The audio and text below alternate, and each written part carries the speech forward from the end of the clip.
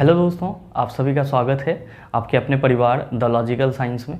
मैं हूं आलोक सिंह आतिश और आज के इस वीडियो सेशन में हम लोग बात करने वाले हैं ऊर्जा रूपांतरण यंत्र की। जी हाँ दोस्तों, आपके एग्जाम में क्वेश्चन पूछा जाता है निम्नलिखित में से किस यंत्र के द्वारा यांत्रिक ऊर्जा विद्युत ऊर्जा में परिवर्तित हो जाती है, या फिर क्वेश्चन पूछा जाता है निम्नलिखित में से किस यंत्र के द्वारा ध्वनि ऊर्जा विद्युत ऊर्जा में परिवर्तित हो जाती है, या फिर ऊष्मा ऊर्जा आपका यांत्रिक ऊर्जा में परिवर्तित हो जाती है।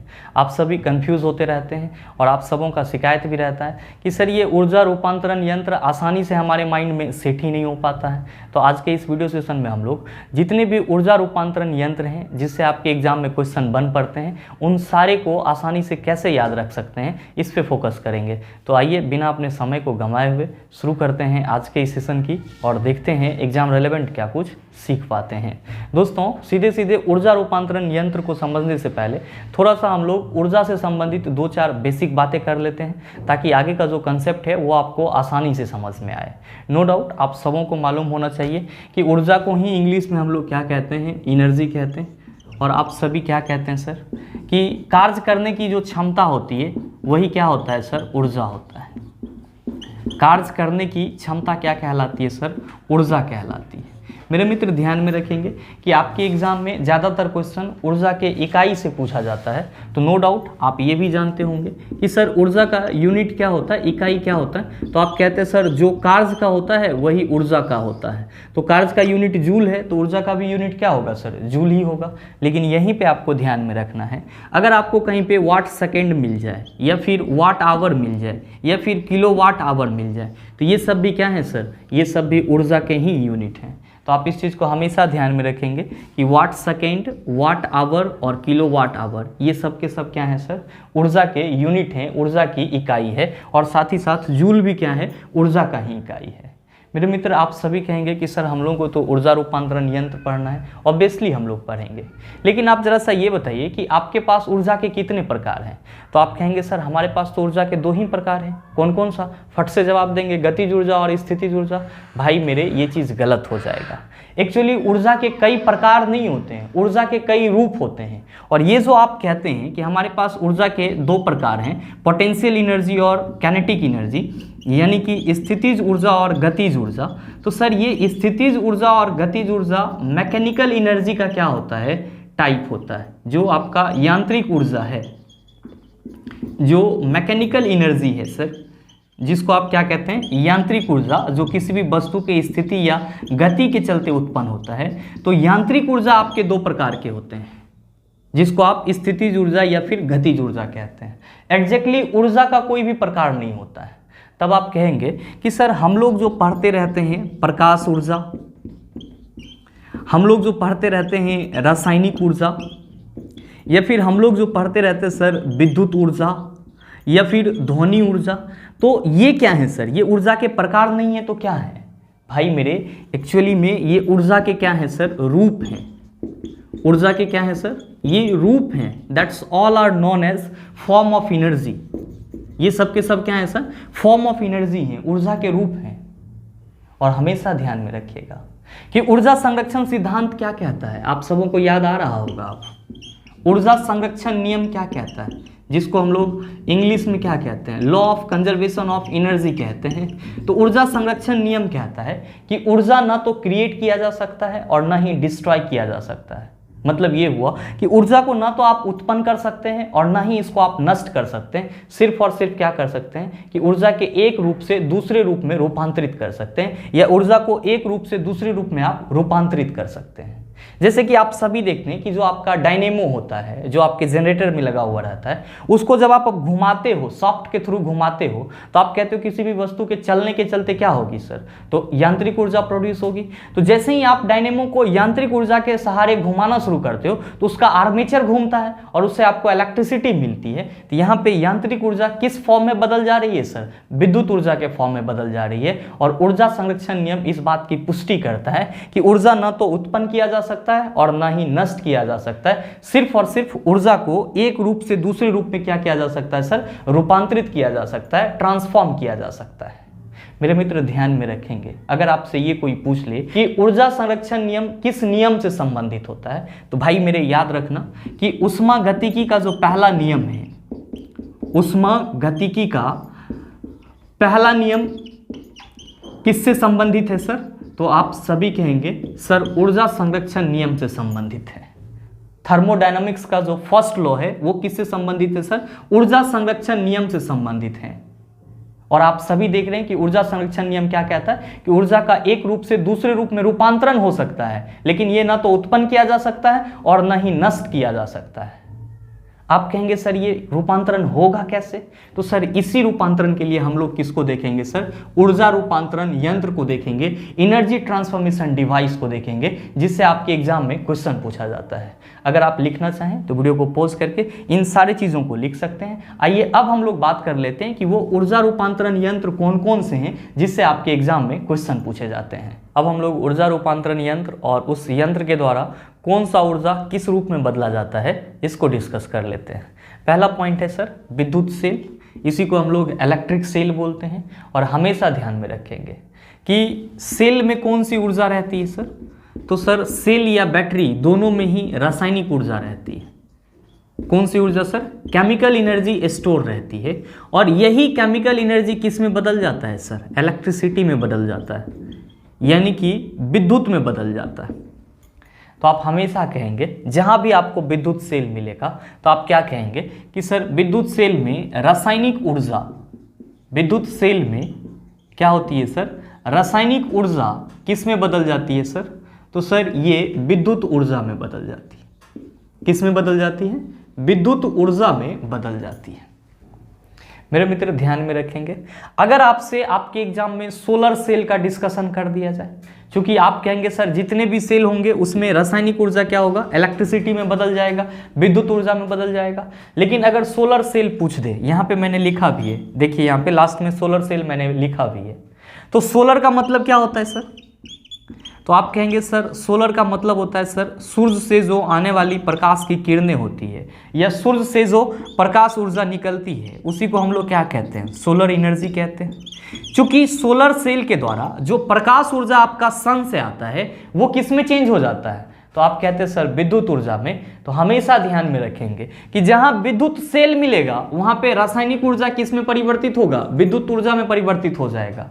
लेकिन जब आपको सोलर सेल मिलेगा तब आप क्या कहिएगा कि सर सोलर सेल जो है वो सन के लाइट से चलता है, यानी कि सूर्य प्रकाश से चलता है। तो सोलर सेल जो है वो प्रकाश ऊर्जा को किस में बदलता है सर? विद्युत ऊर्जा में बदलता है। आप इसको भी लिख लेंगे कि सोलर सेल प्रकाश ऊर्जा को किस में बदल देता है सर? विद्युत ऊर्जा में बदल देता है। ये सिर्फ सोलर सेल के लिए आप ध्यान में रखेंगे। बाकी के जो भी सेल या बैटरी होंगे वो क्या करेंगे सर? तो वो रासायनिक ऊर्जा को विद्युत ऊर्जा में चेंज करेंगे। आप सभी ने इस चीज़ को गौर करा होगा कि जब भी शादी या कोई पार्टी फंक्शन में जनरेटर आता है तो उसके साथ दो चीज़ होते हैं। एक तो होता है डायनेमो जो उसके आगे में लगा हुआ रहता है, और दूसरा होता है इंजन जो उस डायनेमो को घुमाता है। उस इंजन का जो ये होता है सर शाफ्ट होता है जो जिसमें पहिया लगा हुआ रहता है, उसके थ्रू आप क्या देखते हैं कि जो डायनेमो का आर्मेचर होता है वो घूमते रहता है। मेरे भाई हमेशा ध्यान में रखेंगे कि किसी भी वस्तु के गति या स्थिति के चलते जो ऊर्जा उत्पन्न होती है उसको हम लोग यांत्रिक ऊर्जा बोलते हैं। और आप कह रहे हैं कि डायनेमो का जो आर्मेचर है वो इंजन के शाफ्ट के थ्रू घूमते रहता है, तो यहाँ पे चल रहा है, पार्ट उसका मूव हो रहा है, यांत्रिक ऊर्जा प्रोड्यूस हो रहा है। और ये डायनेमो आपको क्या देता है सर? तो आप कहते हैं सर लाइट के डेकोरेशन के लिए, सजाने के लिए हम लोग जनरेटर का यूज करते हैं। तो भाई मेरे जो आपके जनरेटर से इलेक्ट्रिसिटी निकल रही है एक्चुअली में वो डायनेमो से निकल रही है। और यहाँ पे डायनेमो के द्वारा यांत्रिक ऊर्जा को किस में परिवर्तित कर दिया जा रहा है? विद्युत ऊर्जा में परिवर्तित कर दिया जा रहा है। क्यों? क्योंकि डायनेमो के आर्मेचर को घुमाने के लिए आप किसका सहारा लेते हैं? तो सर इंजन का सहारा लेते हैं जो उसके शाफ्ट को घुमाता है। तो घूमने के चलते यांत्रिक ऊर्जा उत्पन्न हो रहा है, और इसका जब आर्मेचर घूमता है तो ये आपको क्या देता है? विद्युत ऊर्जा देता है। तो हमेशा ध्यान में रखेंगे कि डायनेमो क्या करेगा सर? यांत्रिक ऊर्जा को विद्युत ऊर्जा में परिवर्तित करेगा। डायनेमो यांत्रिक ऊर्जा को किस में चेंज करेगा? विद्युत ऊर्जा में चेंज करेगा, यानी कि इलेक्ट्रिकल एनर्जी में चेंज करेगा। आपके एग्जाम में क्वेश्चन पूछा जाता है ये चीज कि निम्नलिखित में से डायनेमो किस ऊर्जा को किस में चेंज करता है? यांत्रिक ऊर्जा को विद्युत ऊर्जा में चेंज करता है। विद्युत मोटर है सर, इलेक्ट्रिक मोटर। आप ये बताओ कि कोई भी मोटर हो उसको जब तक करंट नहीं दोगे तब तक वो काम करेगा? आप कहेंगे सर नहीं काम करेगा। आप छोटा सा एग्जांपल, आप अपने घर का जो पानी टंकी है उसी का ले लो। आप नीचे से पानी भेजते हो ऊपर, तो किसके थ्रू? मोटर के थ्रू। क्या करते हो? स्विच ऑन करते हो, मतलब मोटर में आप विद्युत देते हो, इलेक्ट्रिसिटी देते हो।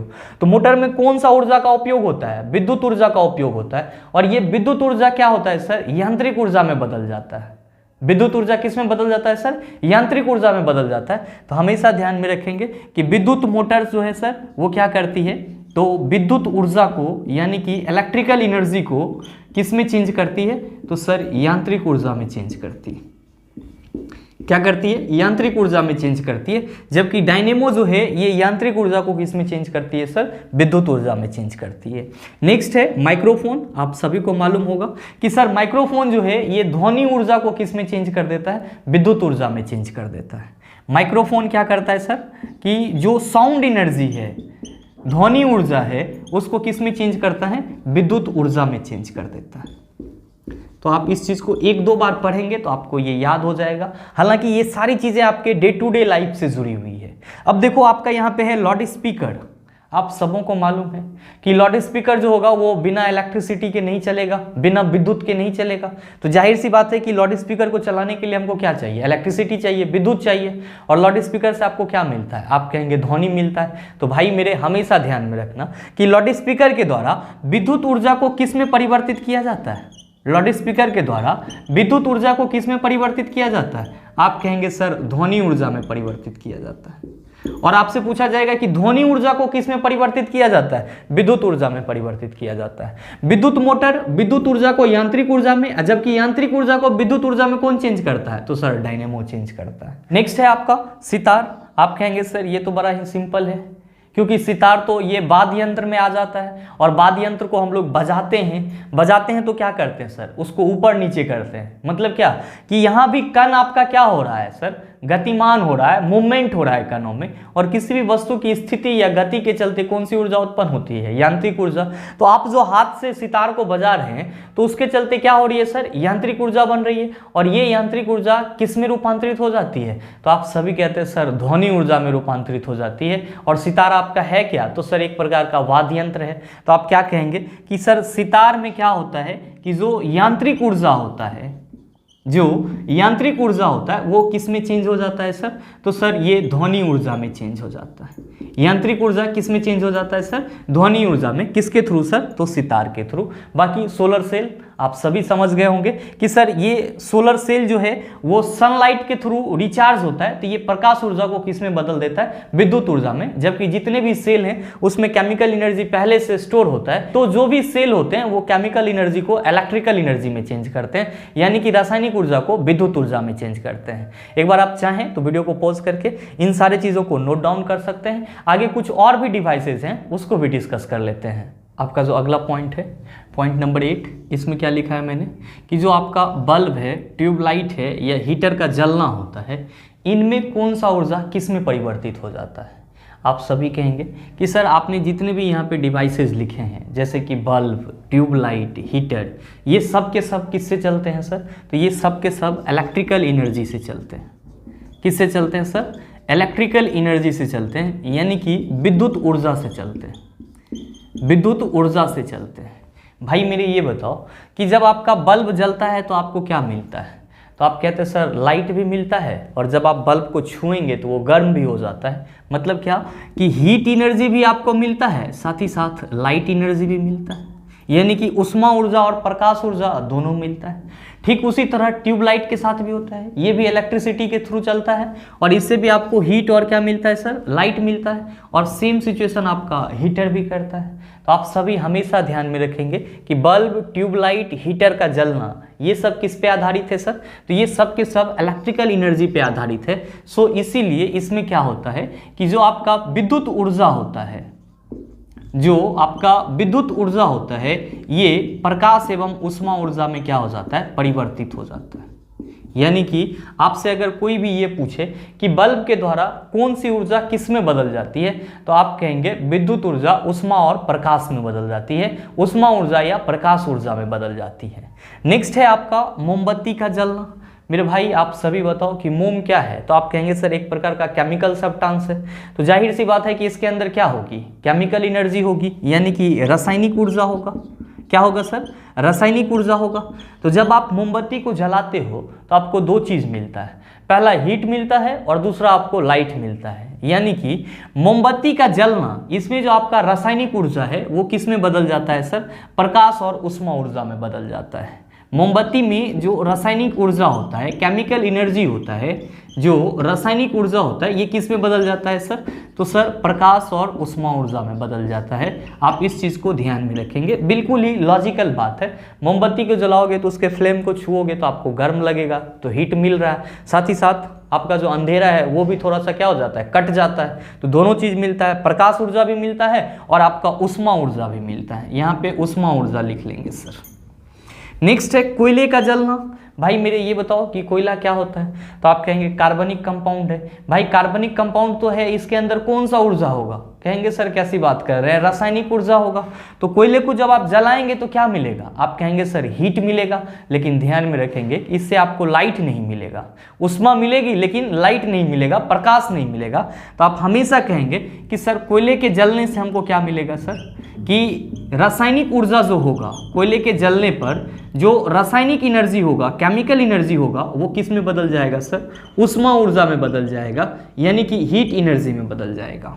कोयला जब भी आप जलाएंगे तो इसका जो केमिकल एनर्जी है वो हीट एनर्जी में तब्दील हो जाएगा, ऊष्मा ऊर्जा में तब्दील हो जाएगा। नेक्स्ट है आपका इंजन।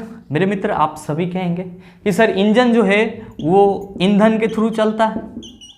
इंजन जो है वो किसके थ्रू चलता है, तो सर जब तक इसमें फ्यूल नहीं डाला जाएगा, ईंधन नहीं डाला जाएगा, तब तक ये नहीं चल पाएगा। तो मेरे भाई ये बताओ कि इंजन में आप फ्यूल डालोगे तो क्या उत्पन्न होगा, तो आप कहेंगे सर हीट एनर्जी प्रोड्यूस होगा। और ये हीट एनर्जी किस में बदल जाता है सर, तो आप कहते हैं सर यही हीट एनर्जी इंजन को चलने में मदद करता है। मतलब ये हुआ सर कि इंजन में जो आप फ्यूल डाल रहे हैं उसका जो फ्यूल का जो केमिकल एनर्जी है वो इंजन के द्वारा किस में बदल दिया जा रहा है सर, ऊष्मा ऊर्जा में बदल दिया जा रहा है। और ये ऊष्मा जो है इंजन को चलने में क्या कर रही है सर, मदद कर रही है। इसका मतलब ये हुआ सर, आपसे पूछा जा रहा है कि इंजन किस ऊर्जा को किस में बदलेगा, तो आप सभी कहेंगे सर इंजन जो है ये ऊष्मा ऊर्जा को, हीट एनर्जी को किस में बदल देगा सर, यांत्रिक ऊर्जा में बदल देगा। ऊष्मा ऊर्जा को यांत्रिक ऊर्जा में बदलेगा। आप इस चीज को हमेशा ध्यान में रखेंगे कि किसी भी इंजन के द्वारा हीट एनर्जी को किस में चेंज किया जाता है, मैकेनिकल एनर्जी में, यानी कि यांत्रिक ऊर्जा में। क्यों, क्योंकि आप सबों को मालूम है कि इंजन बिना फ्यूल के नहीं चलेगा।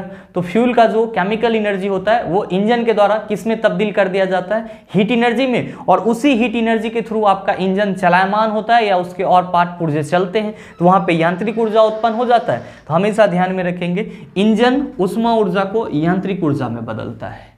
मेरे मित्र आपके क्वेश्चन में कभी कभी प्रकाश विद्युत सेल का भी जिक्र कर लिया जाता है, प्रकाश विद्युत सेल का भी जिक्र कर लिया जाता है। तो बस आप सीधे समझ जाना कि जितना भी सेल होगा वो रासायनिक ऊर्जा को किस में बदलता है, विद्युत ऊर्जा में बदलता है। तो भाई मेरे सेल है तो विद्युत ऊर्जा में तो बदलेगा ही बदलेगा, चाहे कोनो ऊर्जा डाल दो इसको। लेकिन आपके क्वेश्चन में कहा जाएगा प्रकाश विद्युत सेल, तो ये सोलर लाइट से चलेगा, यानी कि सन के लाइट से चलेगा।